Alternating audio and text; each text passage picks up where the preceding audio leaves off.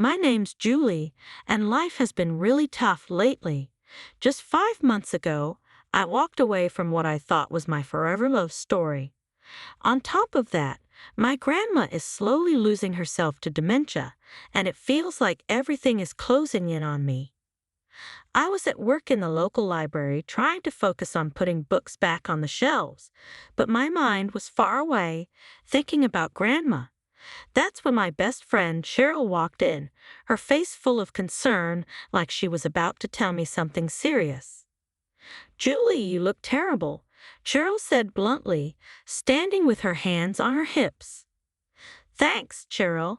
You always know how to lift my spirits," I replied, my voice dripping with sarcasm.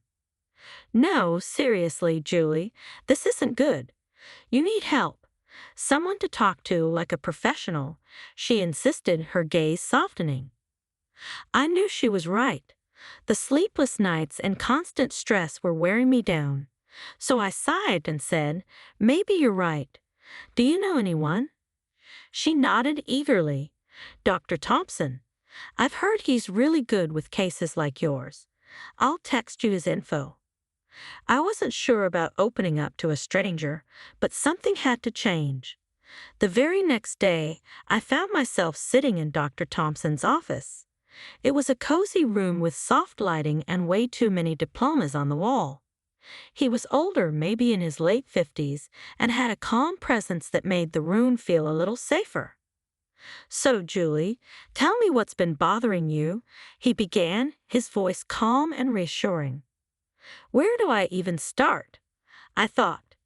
"It's everything," I said, managing to get the words out. "I left my fiancé, my grandma is sick, and I just feel stuck." Dr. Thompson nodded, writing something down. "It sounds like you've got a lot on your shoulders. Let's work through it together," he said. As the sessions went on, I found myself telling him things I hadn't even admitted to myself. He never judged, just listened, and sometimes responded with a gentle or "I see." It felt like I was finally letting go of years of bottled-up fear and sadness. One day, after a session, I left his office feeling lighter than I had in a long time. The sun was setting, casting a warm glow over everything, and I actually smiled, feeling a small flicker of hope. That night, as I was heating up some canned soup in my small apartment, my phone buzzed. It was a message from Dr. Thompson, reminding me about a follow-up appointment. I stared at the screen for a while. This guy was becoming my lifeline, and part of me hated how much I needed him. Days turned into weeks, and before I knew it, 3 years had gone by. When I first walked into Dr. Thompson's office, I finally felt like I could breathe again without the weight on my chest. I even managed to laugh at a joke Cheryl made, and for the first time in a while, it felt real. During one of those lighter moments, my phone rang. The number was unknown, but I answered it anyway. "Hello," I said. "Julie, it's Dr. Thompson," the voice on the other end said. I was surprised. "Dr. Thompson, is everything okay?" I asked, feeling a bit nervous. Yes, everything's fine," he reassured me. "I wanted to talk about your progress and maybe extend an invitation." "An invitation?" I repeated, now curious. "Yes," he continued. "I was thinking we could meet for coffee outside the office. You've made a lot of progress, and I believe seeing things from a new perspective might help." I hesitated, biting my lip. "Isn't that against some kind of rule or something?" I finally asked. There was a brief pause. "Well, you're not my patient anymore. I just thought it would be nice to catch up in a more relaxed setting," he replied. Something in the way he spoke made me agree. "Okay, sure, coffee sounds nice," I said, ignoring the nervous flutter in my stomach. We met at a local cafe the following Wednesday. It felt strange seeing him outside the office, dressed in jeans and a casual shirt. He seemed like a regular guy, almost different from the professional I was used to. "You look well, Julie," he said with a warm smile as he greeted me. "Thanks, Dr. Thompson. I'm feeling better too," I replied, tucking a loose strand of hair behind my ear. "Please call me James. We're not in the office now," he said with a light laugh. I nodded, feeling a bit awkward. "Okay, James." Surprisingly, the conversation flowed easily. We talked about all sorts of things. He shared how much he loved hiking and how he always wanted to visit the Grand Canyon. I told him about my new hobby, painting, something I had started as a way to cope. As we sipped our coffee, he leaned in a little, his eyes serious but kind. "Julie, I've watched you grow and overcome so much. You're incredibly strong, you know that," he said. I blushed, not used to such direct compliments. "Thanks, I guess I had a good therapist," I replied with a small smile. He chuckled. "Well, I can't take all the credit. You did the hard work." We kept talking, not even noticing as the cafe started to empty out. It was only when the waiter came to clean up that we realized how much time had passed. "Looks like it's time to go," I said with a smile. I felt a twinge of disappointment as I said goodbye. James stood up and offered his hand to help me. "Julie, I've enjoyed this more than I thought I would.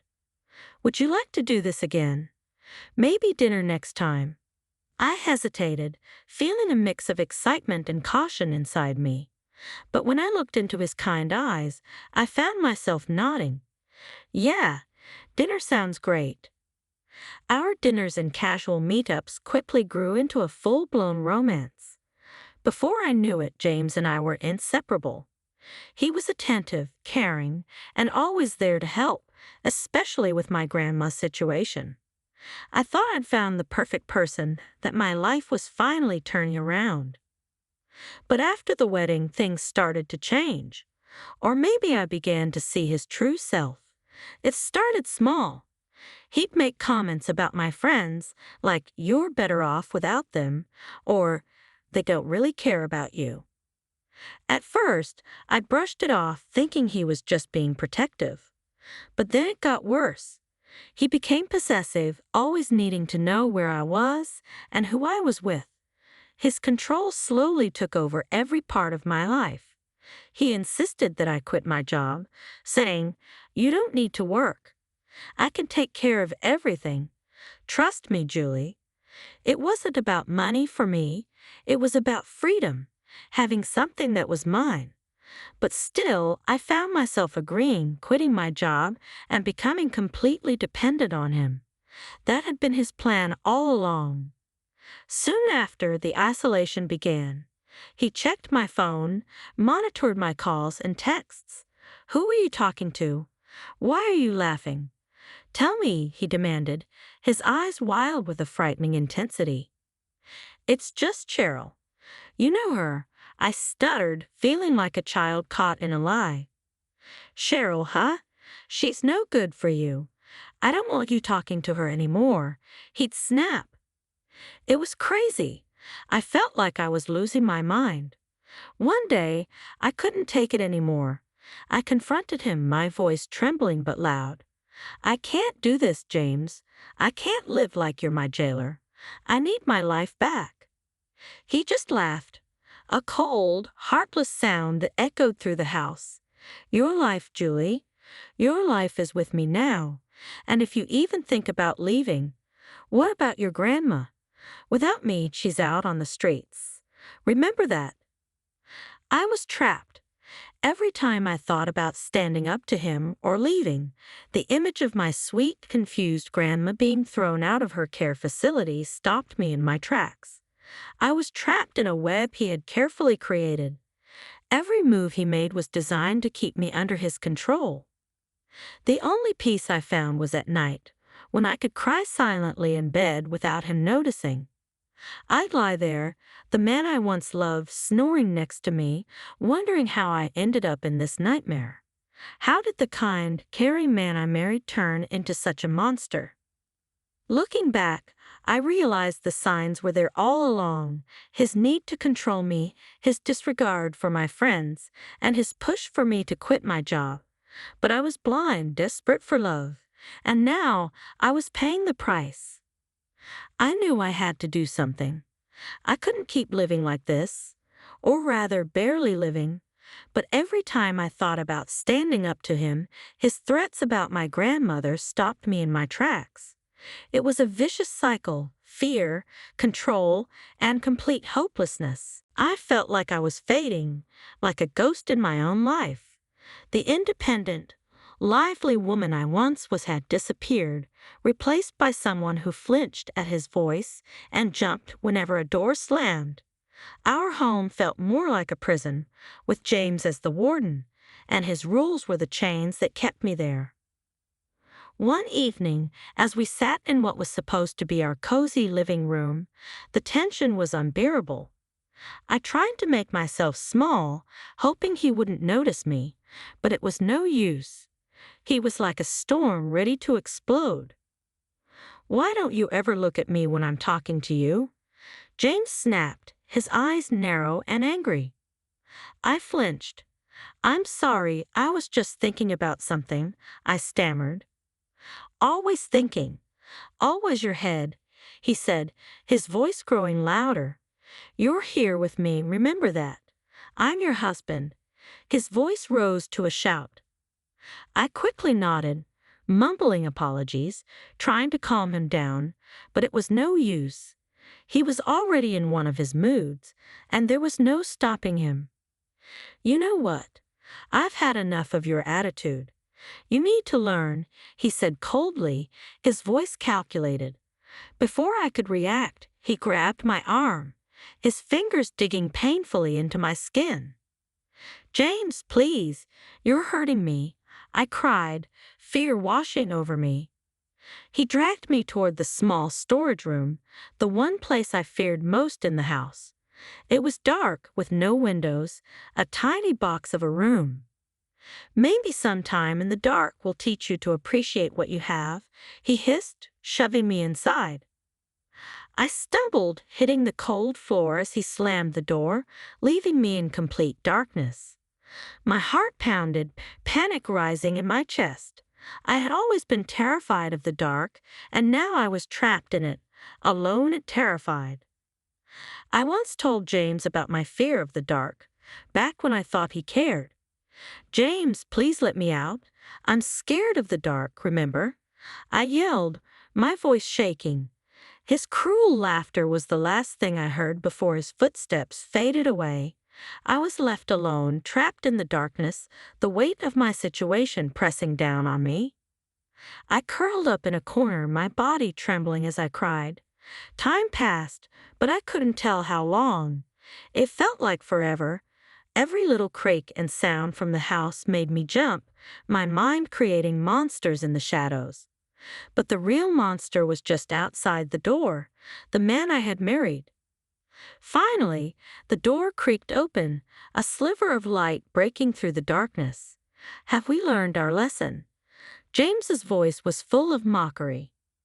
I couldn't speak or even look at him. I just nodded, desperate to get out of that room. He pulled me up, his grip still firm but not as painful. "Good. Remember this feeling, Julie. Remember who's in charge here," he said coldly as I stumbled back to the living room, my legs weak and my eyes struggling to adjust to the light. A deep sense of shame washed over me. How had I let it come to this? How had I become so weak, so controlled? But underneath the shame and fear, something else stirred. Anger. I was angry at him for treating me this way, but I was also angry at myself for allowing it. That dark room was a wake-up call. I couldn't live like this anymore. I couldn't let him crush the last bit of who I was. Amidst all the darkness in my life, a tiny spark of hope appeared. I found out I was pregnant.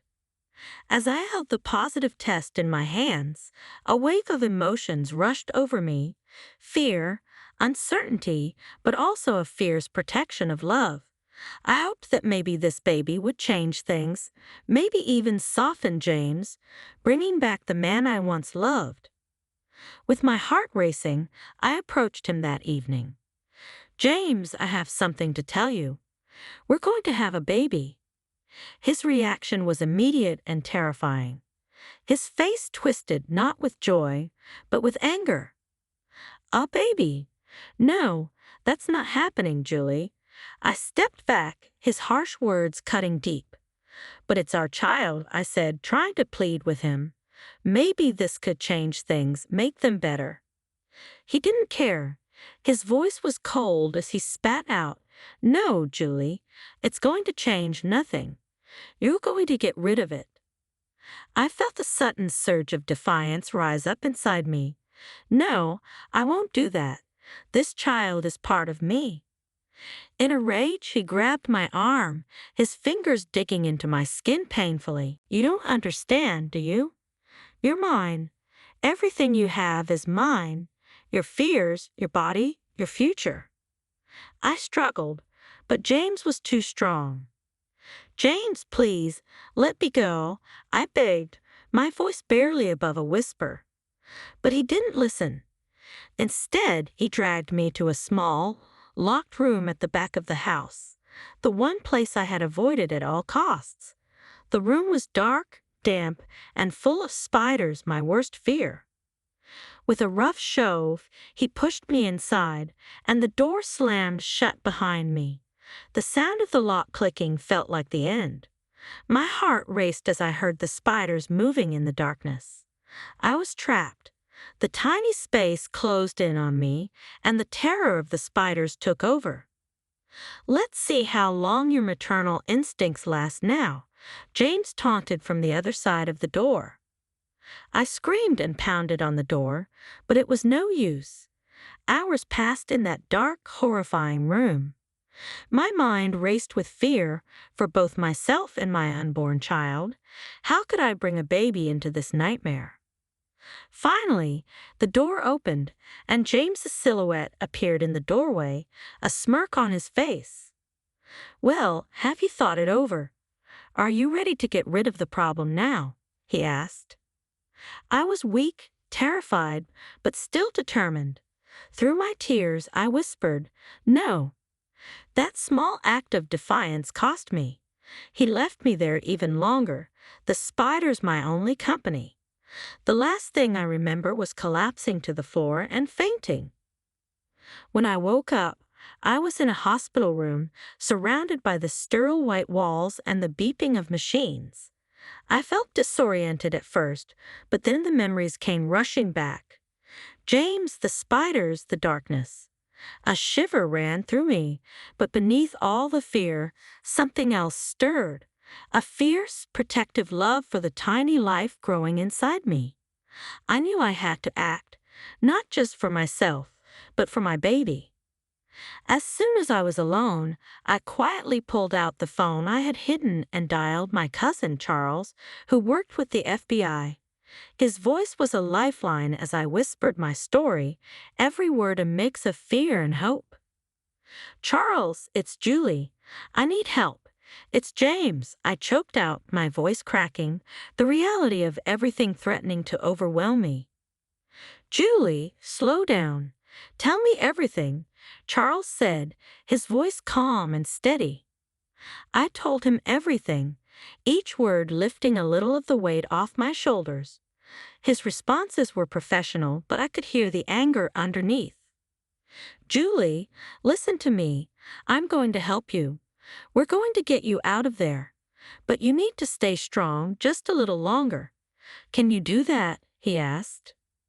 I nodded into the phone, making a silent promise to myself and my baby that I would hold on just a little longer. "I can, Charles. I have to," I whispered. "Good. I'm going to make some calls. We'll act fast. Just hang tight, and don't do anything to make him suspicious," Charles instructed. I agreed, holding on to the fragile lifeline of the plan he was forming. The rest of my hospital stay felt like a blur. Doctors coming in and out, whispered phone calls, and every minute stretching into what felt like forever as I waited to be released. When the day finally came for me to go home, a heavy dread settled over me. The house, which once felt like a place of love and safety, now loomed like a monster. Its walls seemed to echo with all the screams and tears from the past months. James was there, waiting for me. His presence was dark and heavy, filling the room like a storm. I braced myself for what was coming, the confrontation I had been dreading, but also preparing for.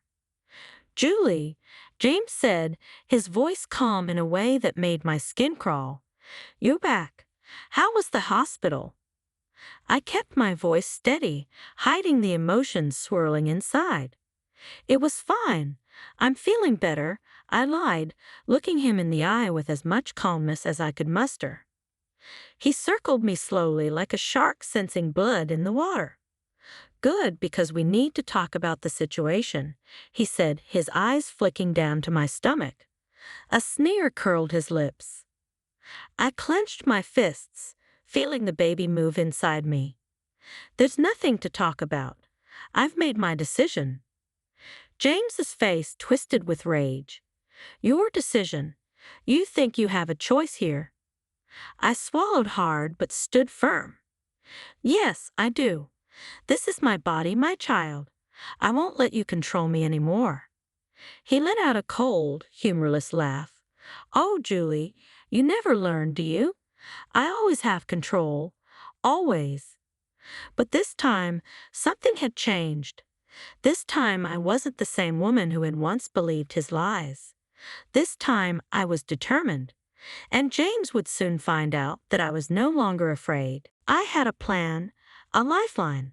I just needed to bide my time and play along until I could make my escape. "I'm tired, James. I'm going to bed," I said, turning to leave the room. But before I could reach the door, he grabbed my arm, his grip tight like iron. "You're not going anywhere until we settle this," he growled. Just then, the front door burst open with a loud bang that echoed through the house. Police officers rushed in, their badges gleaming, their faces set with determination. "James Thompson, you're under arrest for the abuse and unlawful imprisonment of Julie Thompson," one of the officers announced, his voice cutting through the air like a knife. James's face turned pale, his grip on my arm loosening in shock. "This is ridiculous. She's lying. My wife's lying," he shouted, but I wasn't alone this time. Charles stepped in behind the officers, his face filled with fury. "No, James, you're the liar. We have everything. The recordings, the testimonies. It's over." James's eyes darted around, searching for a way out, but there was none. The officers handcuffed him, reading him his rights as he continued to protest, shouting denials and threats as they led him away. He met my eyes one last time, his face a mix of disbelief and rage, but this time I didn't flinch. I didn't cower. I was finally free. I met his eyes without flinching, the fear inside me replaced by a strong sense of justice. After the chaos settled, Charles walked over, his expression soft. "Julie, are you okay?" I nodded, tears filling my eyes. "Yeah, I think so. Thank you, Charles. Thank you for everything." He hugged me tightly, a warm, protective embrace. "Always, Julie. Always." The house felt strangely quiet after everyone left. James's shadows still seemed to linger in the corners, but for the first time, I felt peace. The confrontation had been terrifying, but it was the first step toward a new life for me and my child.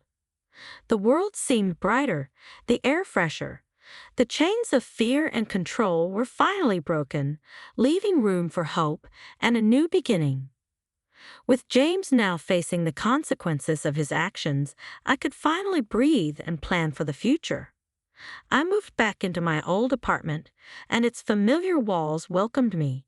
It needed some work, new paint here, a picture there, but it was mine. As I unpacked a box of old photos and memories, there was a knock at the door. I opened it to see Cheryl, her face lighting up with a wide grin. "Julie, look at you, free and glowing," she exclaimed. I laughed, the sound light and real. "Sherry, I've missed you." We sat down, surrounded by half-unpacked boxes, with a pot of coffee between us. "So, what's the plan now?" Cheryl asked, her eyes bright with excitement. I took a deep breath, feeling the weight of her question. "First, I'm going back to work. I need to find my footing again. Then I'll focus on being the best mom I can be." Cheryl reached over and squeezed my hand. "You're going to be amazing, Julie. And if you need anything, you know I'm always here, right?" I nodded, the lump in my throat making it hard to speak. "I know, Cheryl. Thank you." As days turned into weeks, I found a rhythm in my new life. I returned to work at the library, where the books and quiet gave me comfort. My coworkers welcomed me back with open arms, their support reminding me that I wasn't alone. My pregnancy continued, and each doctor's visit brought a mix of nerves and excitement. Then on a cool autumn morning, my son was born. Holding him in my arms, everything else faded away. He was perfect, a tiny beacon of hope and love. The legal battles with James were tough and emotionally draining, but I stayed strong, supported by Charles, Cheryl, and my legal team. In the end, justice was served. James was sentenced to years behind bars, his threats and control finally silenced. I received a settlement, a sum that ensured a comfortable future for my son, my grandmother, and me. But more than the money, it was the freedom that meant the most. I was no longer tied to a man who saw me as something to control. I was finally free. As my son grew, so did I. I learned to trust again, to laugh freely, and to love without fear. I made new friends, reconnected with old ones, and found joy in the small things.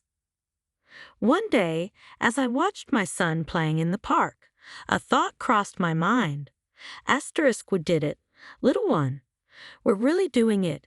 I whispered, tears of happiness filling my eyes. He looked up at me, his little face lighting up with a big smile, and in that moment, everything felt perfect.